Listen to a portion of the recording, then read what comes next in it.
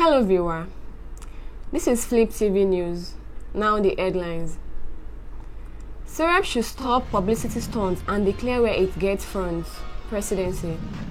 Idea of getting Nnamdi Kanu pardon is premature. Malami. Aviation Ministry is not being realistic with proposal of a national career. Senate. 12 women arraigned in court for using juju to stop road construction in Bayelsa. Moving on to the news in details. I am Adeniyi Adiola. The presidency has accused the Socio-Economic Rights and Accountability Project of engaging in divisive, irresponsible, and barefaced publicity stunts. Senior Special Assistant to the President on Media and Publicity, Garba Shehu, in a statement titled "Serap should stop the publicity stunts and render own accountability," alleged that the group has made repeated ridiculous claims of instituting legal action against the government and President of Nigeria.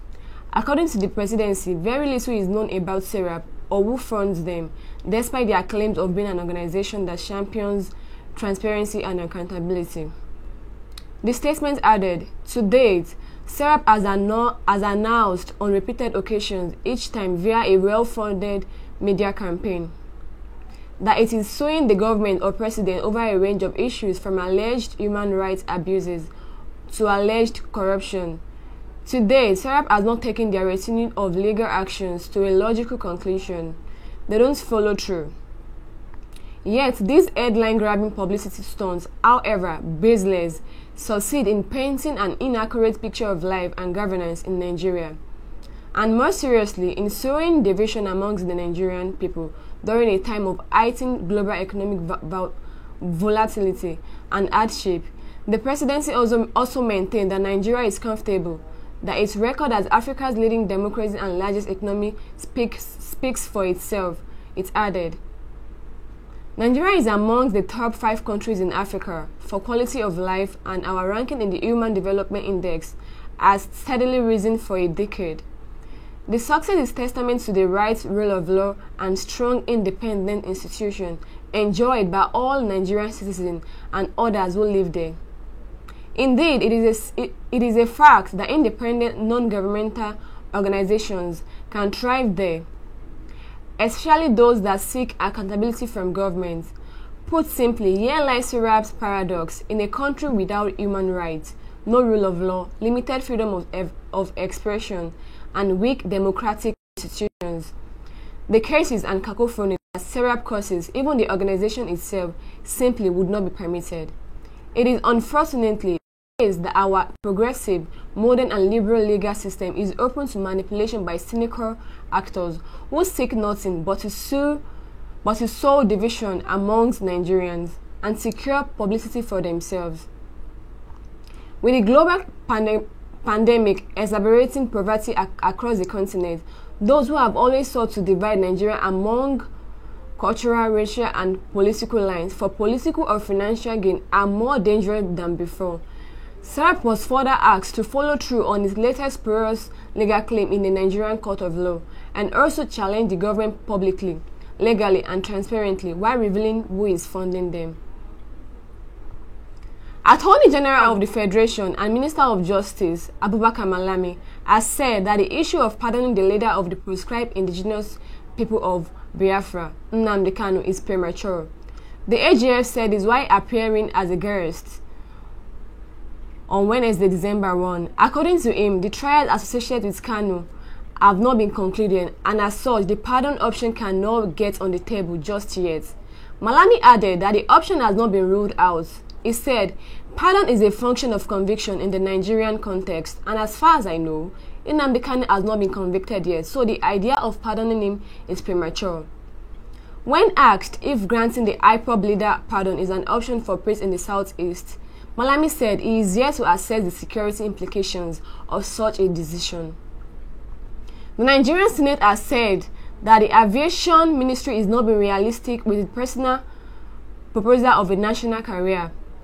Chairman Senate Committee on Banking, Insurance, and Other Financial Institutions, Senator Uba Sani, said this at the committee retreat in Niger State on Wednesday, December 1. Sani also accused the Aviation Ministry of frustrating the efforts of the Asset Management Corporation of Nigeria, AMCON, in obtaining operating license for NG Eagle. According to him, the upper chamber is not happy with the aviation ministry for allegedly frustrating the efforts of AMCON, having scaled all hurdles that are required by law to set up a new airline tagged NG Eagle, by denying it the final Air Operating Certificate (AOC) to enable the new airline to commence scheduled operations. Sani said the ministry is not being realistic with its proposal of a national carrier, and because of that frustrating the efforts of AMCON on NG Eagle. I say it is not realistic after we listen to the explanation of the ministry that the government will own only 5% of the new national carrier. Nigerians will own 46% and yet to be named foreign interest we own 49%. AMCON's managing director, CEO, Ahmed Kuru, who spoke at the event, stated that the agency's involvement in the airline is not from a recovery perspective, but from a national duty perspective. Kuru said, AMCON getting involved in the airline is not from a recovery perspective, but from a national duty perspective to ensure that the airline continues to operate given its strategic importance in the aviation sector at that time. After intervention by AMCON, the airline continues to meet its obligation, particularly that of the aviation ministry. The airline has also so far remitted over 12 billion naira as ongoing obligations to the ministry. The corporation also does realize that at a certain point in time, it must prepare an exit strategy from all its aviation portfolio, and based on advice, decided to set up NG Eagle through the process of certification by Nigerian Civil Aviation Authority (NCAA). The Bayelsa State Police Command has charged 12 women with plotting to use juju to halt the state government development of the Yenogwa Oporoma Road Chams. Nerissa John, 43, Christiana Famous, 36, Dofina Ochai, 34, Flora Clinton, 55, Ayibanu Aloki, 33, Motoko Oyibaduemi, 54, Amilo Brandy, 30, Tuebi Romeo, 25, Ayiba Egbin, God Bless, 40, Becky Williams, 37, Aya Baby, Holy, 50, and Falaba David, 30, have been identified as the women accused. They were charged with plotting to commit a crime. The charges against them were as follows: that you, all the accused and others at large, on the same date and place in the aforesaid magisterial district, with intent to carry out a common purpose, did assemble in such a manner by blocking the ongoing Oporoma Yenogwa Road construction with stakes, plantain, juju palm fronds, causing persons in the neighborhood to fear and tumultuously disturb the peace of the people, using access road without reasonable occasion, thereby committing an offense contrary to Section 54 and punishable under Section 55 of the Criminal Code Law.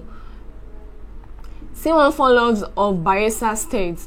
The women on the other end pleaded not guilty and were granted bail in the sum of 50,000 naira apiece by a magistrate's court in Oporoma Division, with one guarantor who possessed landed property. The case was adjourned to December 6, 2021 by presiding magistrate A.N. Asoku. For more news and updates, please stay tuned to Flip TV News. I am Adeniyi Adiola. Bye for now.